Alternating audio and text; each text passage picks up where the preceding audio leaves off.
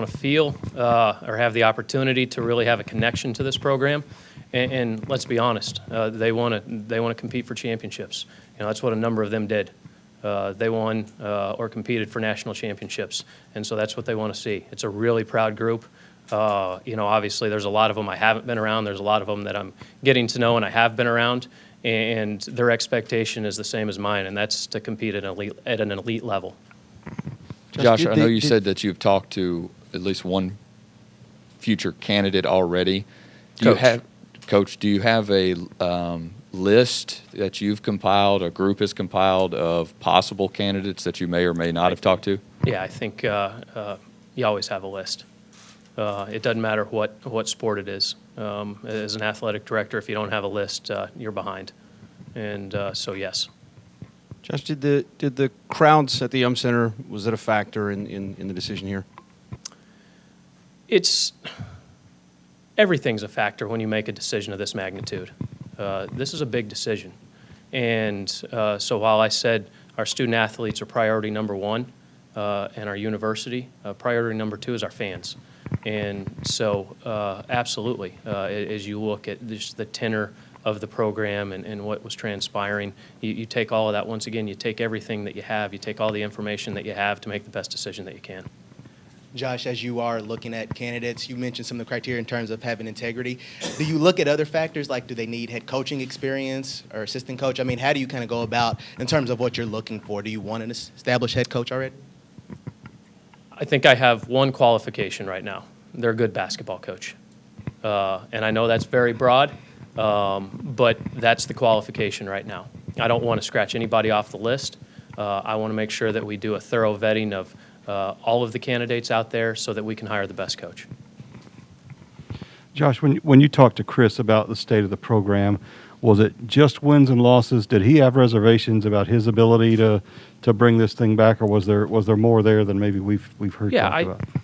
I think that's a little bit of why we're where we're at right now, right? I think Chris worked probably harder than anybody I've ever seen to just try to find the right levers to pull to motivate this group. And for some reason, it just didn't seem to resonate. And that's not a knock on Chris. That's not a knock on the guys in the locker room. I think there was a disconnection there. And I think that's why when I say this was mutual, because Chris wanted what was best for the group of guys in that locker room. And I think he realized that him stepping aside, it was probably the best thing for them. Just to clarify, in doing this now, what do you feel, what kind of advantage do you feel like it gives you, even as an interim athletic director, to look at candidates? Well, I think as I've deemed it, we're first to market, right? And so I think that gives us a real advantage. It gives us more time to review candidates. It gives us more time to vet candidates. I think it gives candidates more time to look at us and say, hey, what's going on over there in Louisville?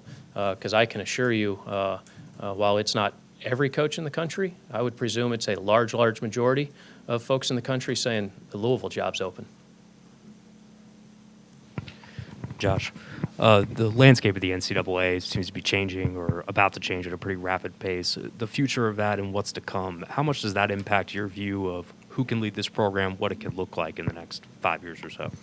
Yeah, I think it's got to be a coach that has proven that they have the ability to adapt, because that's going to have to happen. There's going to be a lot of changes here. And I think you've seen some coaches over the last few years that, quite frankly, just said they weren't willing to and said, I'm okay with that. And obviously, those are some older coaches that just said, hey, I think it's best for me to retire. And so it's got to be somebody who has the ability to adapt and say, hey, the NCAA is going in that direction, whether it's the ability for players to generate revenue off their name, image, and likeness, whatever it may be, right? They have to embrace those things. The transfer portal, you can sit here and say you don't like the transfer portal, but it is what it is. And so you can say you're not going to take advantage of it, or you can try to take advantage of it. Josh, as the administrator in charge of the program, you saw, the inner workings of it for years. How surprised are you that we got to this point? And did you see a point when it turned, when you thought maybe this could happen? No. You know, I think you, as an administrator, you evaluate programs almost daily, and if you can, you try to assist. You try to assist the coaches, which sometimes you can't, sometimes you can. But at the end of the day, it's their program, and at least for me, you try to let coaches run their program, and then really try to support them where you can. And so there wasn't one instance, there wasn't one day. You know, it's once again, it's for some reason it just didn't seem to fit, right? And as I've said, for anybody that's ever hired employees, sometimes you just don't get the right one. Their resume nails it. Their interview nails it. And find one person in this city, find one person, quite frankly, that's ever watched basketball that didn't think Chris Mack wasn't the right hire here. I mean, I'm not sure there is one, right? And but as things transpired over his tenure here, you know, do you look at what happens if COVID doesn't hit in that second week in March and those guys are a number 3 seed and all of a sudden they're, you know, 2 weekends into the NCAA tournament? Are we sitting here today? Probably not. If things transpire a little bit differently last year because of COVID, are we sitting here today? Probably not. And so it's all of those things, and eventually you get to this point where you have to make a decision, and that's where we're at. There's been a fair amount of criticism from former players about racial hiring practices. Is that a big consideration as you move forward? Tim, it's a consideration in any position that we hire in the athletic department. At least it is for me, and it will continue to be for me because I think it's something that we need to make sure that we're focused on, and we will be focused on. Obviously, we just hired an associate AD for diversity, equity, and inclusion, and Derek Heird. And so absolutely, it's important to me. Josh, what will this hiring process look like? Will this be a committee of one and you, or will this be a group of players, alums, other university stakeholders involved?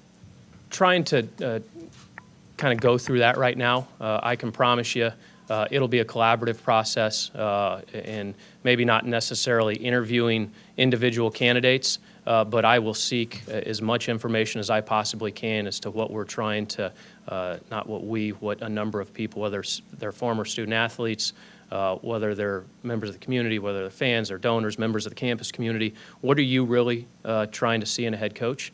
And once again, for me, it's about compiling as much information as you can and making the best decision possible. And so that's how we'll approach it. Anything else? Why did the meeting take so long? Because a $5 million decision is a big decision. That's it.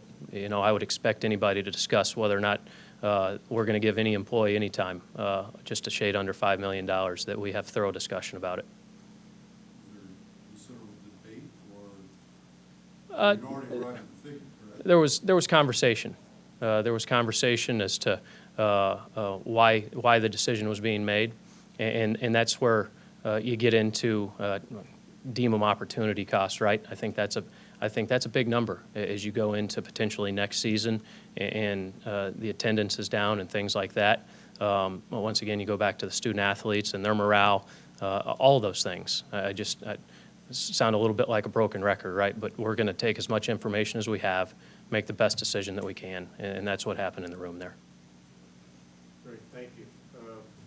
We expect to probably have Coach McGeese and a couple players probably on Friday